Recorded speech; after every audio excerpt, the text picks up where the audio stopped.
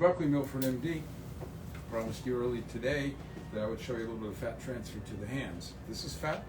It's gold, liquid gold. And I've actually sterilized the skin. I made a little drop of numbing right here, and I made a tiny little entry poke there. And actually our patient's hand is not numb. Are you comfortable? Mm-hmm. Yeah.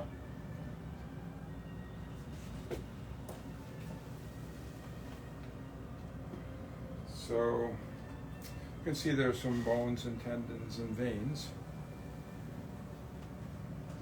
And I'm in a nice little plane underneath the skin, laying down beads of golden fat. I typically might do somewhere around 10 to 15 cc's of fat in the back of the hand. So that's 3 that I put in. Grab another 3. We actually took this from our deep freeze. We have a freezer at minus 30 degrees centigrade, and we had some procedures that you could see yesterday. And it just got to be a little beyond the 4 hours where we like to keep things.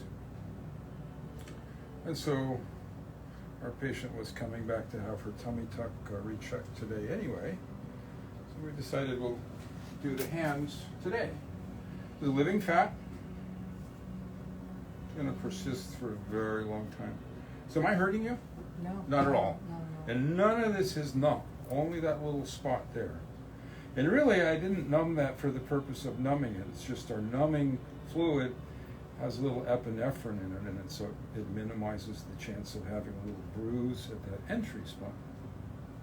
Otherwise I wouldn't need that really numbing either. It's amazing what you can do with little to no numbing.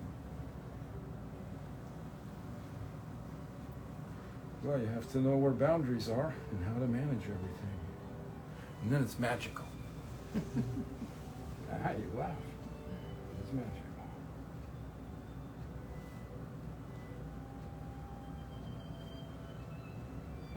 So in just a moment, I'll have enough of this fat close enough to where I want it. You can lift your hand up here so that I can kind of move the rest of it into place.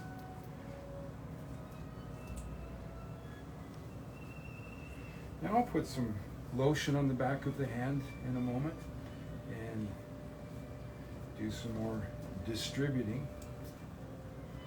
I know there's some people in the world like Pierre Fournier, one of the fathers of fat transfer. He's in Paris, France, I think, where he was.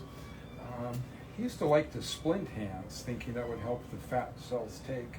I never splint hands. I don't think that it's necessary. The back of the hand is rather splinted by the metacarpal bones. Those are those here. So it's not really moving. I mean, this moves. The back of the hand really doesn't move that much. I think if you look at this hand here versus that hand there, you'll see there's quite a big difference, right? This one's looking younger.